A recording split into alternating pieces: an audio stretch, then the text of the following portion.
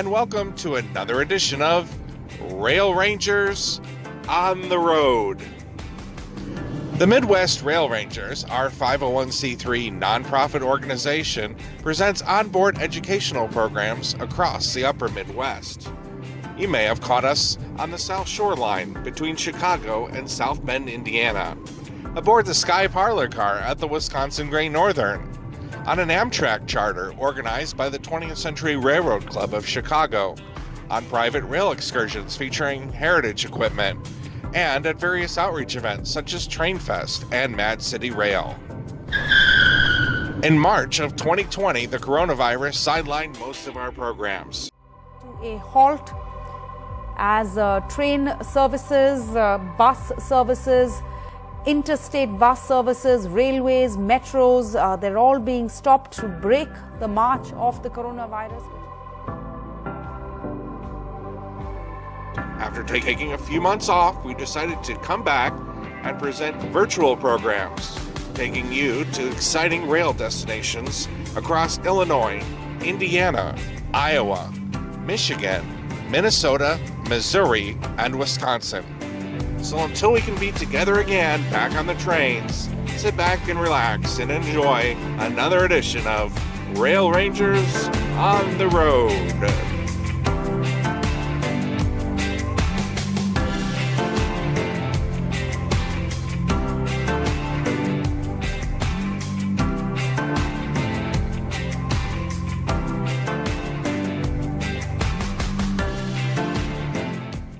We hope you enjoyed our last virtual tour. I'm Candace Tabern with the Midwest Rail Rangers, and we're in Mount Pleasant, Iowa.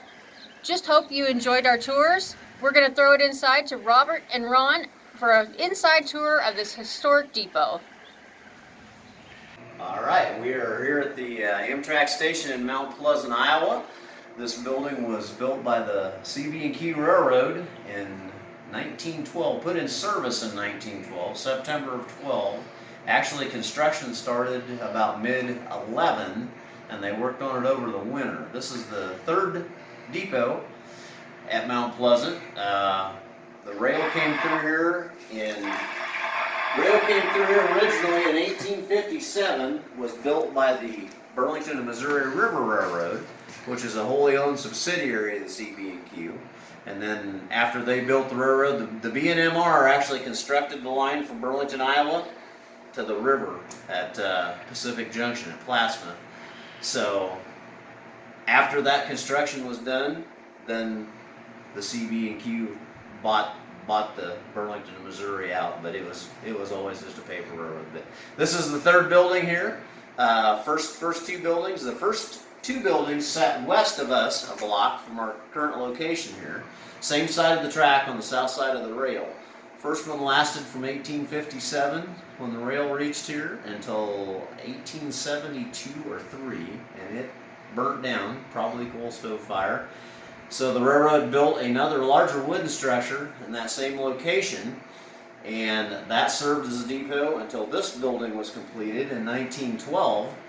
And the second depot sits one block south of us. There's a middle school right south of our current location. That building is down south of that middle school, and it is being lived in, used as a house. So it is actually still around. So this one is number 3 here at this location. We're in the ticket office here. Everything you're looking at is fairly original to back in the day. Doesn't look much different probably in here than it did in about the 40s or 50s, I don't suppose. This building is somewhat unique because we have had continuous passenger service here since the railroad came to Mount Pleasant in the 1850s. Even during the switch over to Amtrak in 1971, this building, this station, never lost daily passenger service. So probably not a lot of depots in the United States that can make that claim, but we have had continuous service here since clear back in 1857, and we're hoping that continues. So, but like I said, everything you're looking at is fairly original. Operator's desk there. I can remember as a young kid coming over here. Of course, they had 24-hour day around the clock operators. And right here at this desk, about right here was a scissors phone, telegraph key, and of course those guys used that all the time. Railroad had their own comm system when we still had pole lines up. And of course they could literally pick up a phone and dial station to station. It was very easy. When I first started working for Amtrak back in the 80s, it was a real simple system. You picked up the desk phone, dialed 3 numbers, you could dial any depot in the entire system. So I could call Burlington, Ottumwa, etc. However, I remember the last operator here was named Carricker, was his last name, Gene Carricker. And I want to say he retired about 1976 or 7. And Gene was an old head, had been telegraph operator forever. And even with that phone system in there, when he communicated with other guys that had been at it as long as him, they didn't use the telephones. They communicated via the telegraph.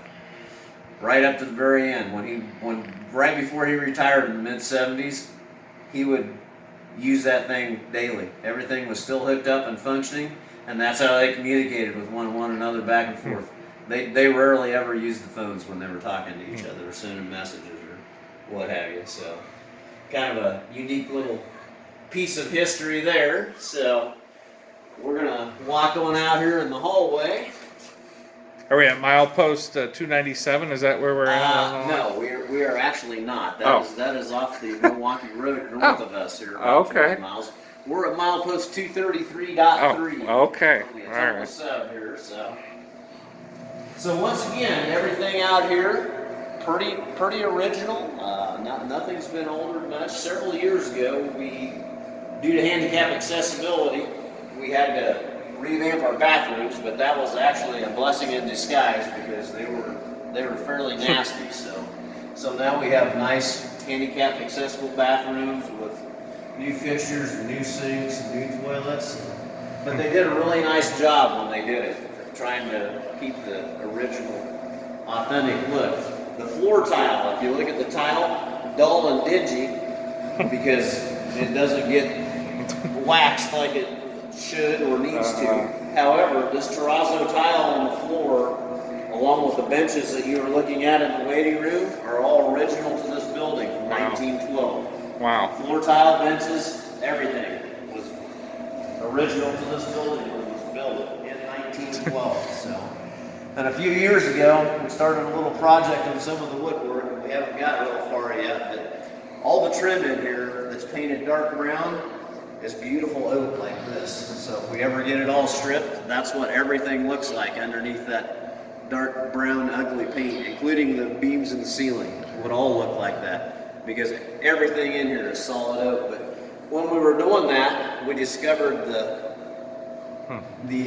ticket sign here underneath layers of paint and varnish, and tried to meticulously clean that without totally ruining it. I'm guessing that is probably original to the building in 1912. I don't know that for sure, but probably is.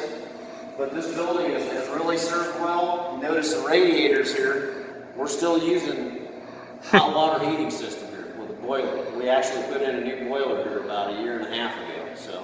So now we have a new, modern, efficient boiler, but we still use hot water heat, and it's still a great heating system, even after all those years. Keeps this building nice and warm in the wintertime, so Nice. as warm as you want it to be. When the handicap redo all happened a few years ago, we changed out, these doors are not original. The original doors were still on the building, and like the bathrooms, that was a blessing to get those replaced because the old ones were old and tired, and you could see daylight all the way around them. So now we have new doors that actually keep the cold out and look fairly authentic. So luckily we'll see that when we go outside. We were able to save most of our brick outside on the platform. We lost a little bit, the concrete due to the handicapped issues, but I'm sure this building can tell some good stories, big and talk. Like I said, been in continuous service since 1912, and I would be curious to know what the numbers were, but it had to be staggering during both World Wars I and II. the amount of people, the amount of passenger traffic that ran through this building. Because growing up here as a young kid, prior to Amtrak, when CB&Q was still running their own passenger service, even up into the late 60s, we still had 8 passenger trains each way daily here. Wow. So there were passenger trains at this depot just almost constantly. But a lot of people, I would hate to say, hundreds of thousands, maybe more than that. I don't know how many people have gone through this waiting room, but a lot. Tremendous amount of people. We're going to go over to the corner and have a look. It's not a lot to see, but when the railroad still used this building, it's essentially a storage room now, but this is the signal maintainer's office. And once again, as a young kid, I can remember coming in here, and this desk would be just almost always signal prints laying on this desk when you walked in or looked in the door. Almost constantly. There would be signal prints there. There was a rack back in this corner, a wood rack back in that far corner that the maintainers kept extra batteries in, and they would charge them all the time in there. They had a great big wooden rack that was just full of batteries for the signaling system. So they sat there all the time.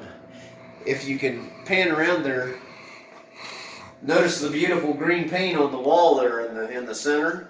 That's what the entire waiting room used to look like. And okay. Probably that is a good indication of what the entire waiting room looked about like that, clear up into the, I would say at least into the early 60s. So. But that's probably original green paint on there from who knows how long ago. Wow. Long time. So. Wow. That's an area a lot of people don't get to see, I guess. Yeah. This got modified a little bit. This room actually used to be a little larger when we did the handicapped redo a few years ago. They knocked the wall out between this room and the women's bathroom and came this way about 4 feet. So it actually used to be a little roomier in here. But nice. Well, you want to show us the outside too? Sure. Love to see the outside. All right. We're going to walk out here and have a look at the platform. All right. Like I said, luckily we have maintained most of our beautiful brick.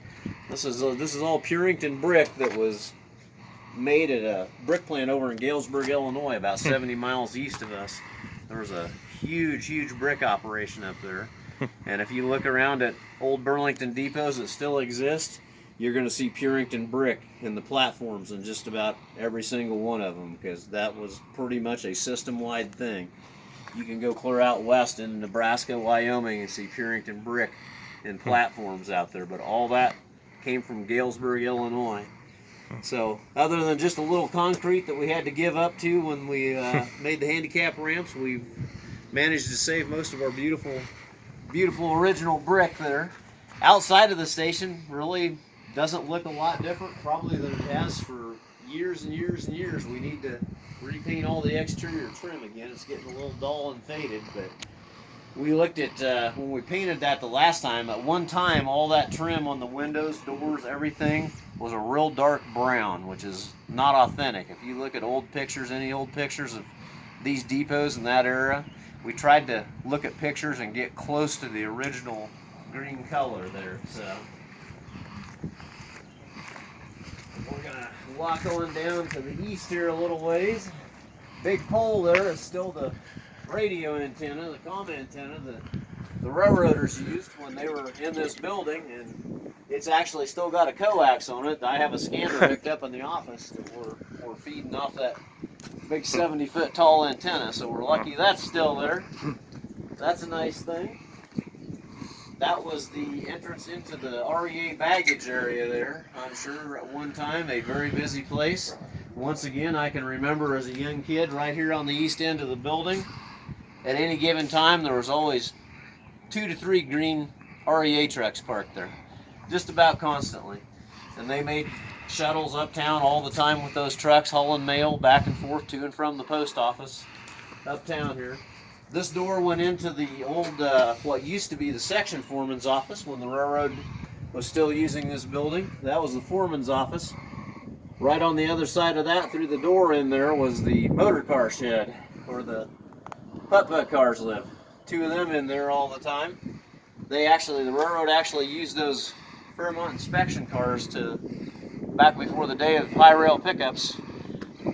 Those were used, I'm going to say, up until at least into the early 80s, 82, 83. They were still using the Fairmont cars for track inspection here. So there's the remnant of the parking lot, also Purington brick there. In pretty good shape after all the years and years, getting a little uneven now, but once again we're lucky that's still there. So Burlington Route Heralds up here on the end of the depot are reproductions. However, way back in the day, 40s, 50s, every depot on this line had Burlington Route Heralds on the end of the building. What is the number 3? What does the number 3 mean? The number 3, the railroad ran supply routes out of their warehouse up in Aurora, Illinois. And they had 9 different supply routes. So they would stencil the supply route numbers on the depot. That way, if somebody was running the supply train out of Aurora, unfamiliar with the territory, filling in for somebody else on vacation, etc., they could just simply glance at the depot and see what supply route that depot received its supplies from. And back in the day, they would get anything, I'm sure, anything and everything from pencils to toilet paper to basically any supply they needed in the depot. They would put in orders. All that stuff would come out of the warehouse in Aurora, Illinois, up in Chicago. So you will see that on both ends of the building. And when we get around on the track side here, there's also a 3 stenciled up on the track-facing side by the office. So doors there, motor car shed. Used to have set-outs right here. They'd roll the cars out, and there was motor car set-outs on both of the mains right here, where they could roll the cars out and either put them on either main track. Those are the doors into the baggage REA area right there, and windows into the baggage area. Door to the office. There's your other 3 up there on the building. Like I said, all these buildings were stenciled on both ends and on the track-facing side. So when they still were handing up train orders or hooping up orders here, there used to be a big train order signal right here. Stood right here, big US&S box on the ground. Signal was probably 25 or 30 feet tall with semaphores in it, and depending on the position of those semaphores, trains knew if they needed to stop and pick up orders or not. But the railroad actually hooped orders up here. The last orders I know of, paper orders that were hooped up at this station, were in 1985. So believe it or not, they were still, at that time, they were still intermittently, during periods of track work or maintenance, hooping up paper orders to the train crews. So west end of the building here, the rest of the waiting room. We are very fortunate here. Amtrak, over the course of the last 10 to 12 years, has spent a lot of money on this building. New roof. The roof that's up there now is beautiful.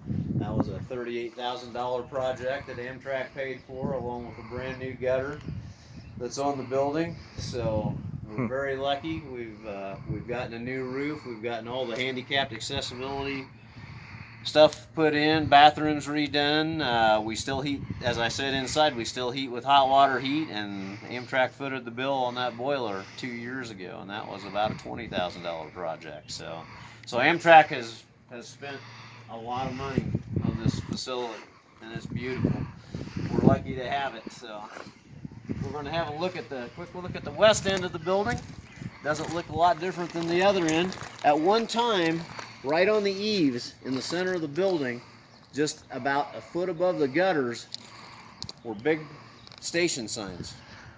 Every depot along this route had them, probably 7 or 8 feet long.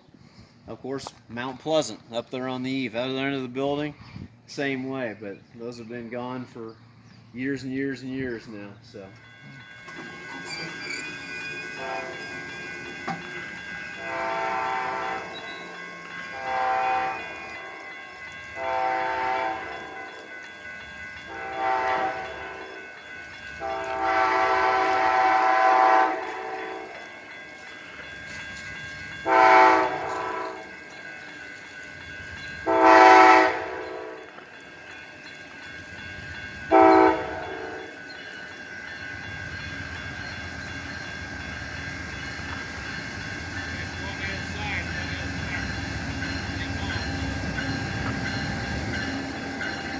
get off over there.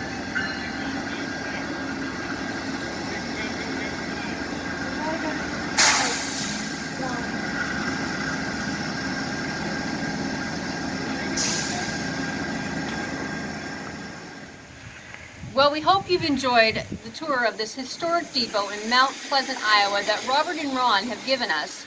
See you next time.